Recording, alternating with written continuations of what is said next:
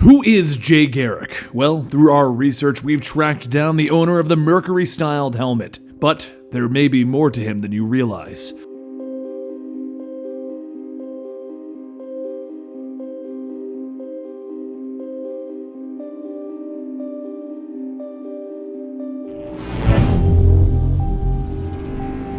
We're going to begin by going over the classic Jay Garrick, the one that everyone knows from the classic comic books and his birth. He started all the way back in the 1940s by a company called All American Comics. That's right, it wasn't DC Comics. All American Comics actually created The Flash, the Atom, Green Lantern, and Hawkman, or at least the Golden Age versions of those superheroes. In 1944, the current owner of All American saw the end of the superhero fad coming, and he decided to sell off his shares of All American to a partner that he had. All American and various other brands were all then merged together to create National Comics. It was a slow transition over to DC Comics, and they wouldn't officially be called DC Comics until 1977, when they dropped the National Comics logo. Anyway, back on track to Jay Garrick. Jay was quite popular until the end of World War II, when superhero comics were in fact in a heavy decline. This would lead to his eventual cancellation, which is where Barry Allen came into existence. But let's not get too far ahead of ourselves. You see, his origin is quite different from the lightning story that many of us know.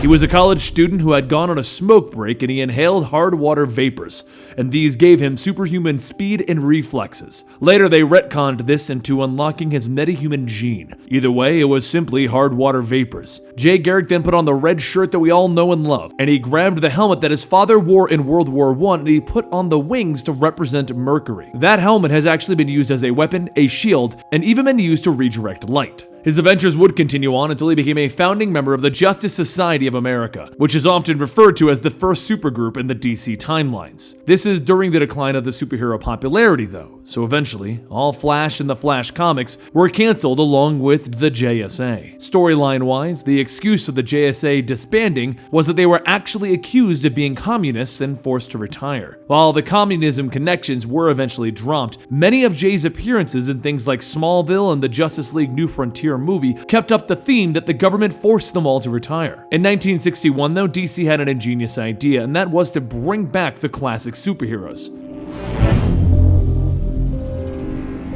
You see, they tried a huge gambit and reinvented all of their superheroes for the Silver Age. This included a new Flash going by the name Barry Allen. Well, they were both speedsters, so they came up with a fun storyline called The Flash of Two Worlds. In this storyline, both Flashes ran so quickly that they vibrated the frequencies of their universes and eventually met. The original Golden Age heroes, Jay Garrick included, were apparently on Earth 2 this entire time, and this started a yearly tradition in which the Silver Age and Golden Age heroes would meet until Crisis on Infinite Earths. In this storyline, DC sought to clean up its confusing storyline messes, and they merged everything into one timeline. In the new timeline, Jay Garrick was simply the original Flash, and this led him down a path to become the mentor and trainer to the current speedsters, as his original JSA group was the original supergroup. But in the New 52, this role of being the original Flash was completely changed.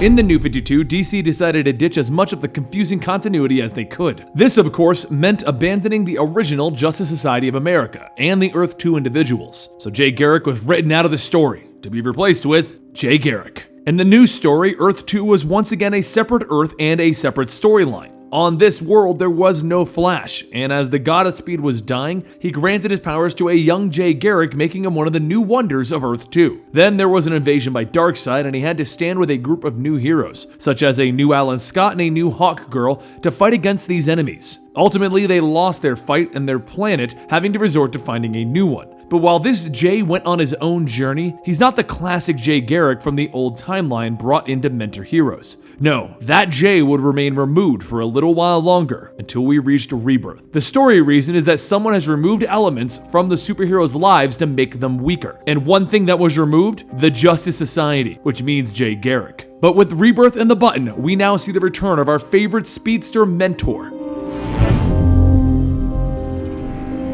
Jay Garrick as the older Flash being used as a mentor is a reoccurring theme in many DC properties. In the Flash TV show, he's the Flash of Earth 3 and he looks like Barry's father. He's been called on a few times to give sagely advice. In Smallville, he was alluded to, but in the comic book continuation, they actually met him and he forms a school of gifted children. They go by the name of the X-Men. No, wait, they go by the name the Teen Titans. In the Smallville universe, they are the Teen Titans training under Jay. Hopefully this helps you understand who Jay Garrick is, because he's about to become much more important once again.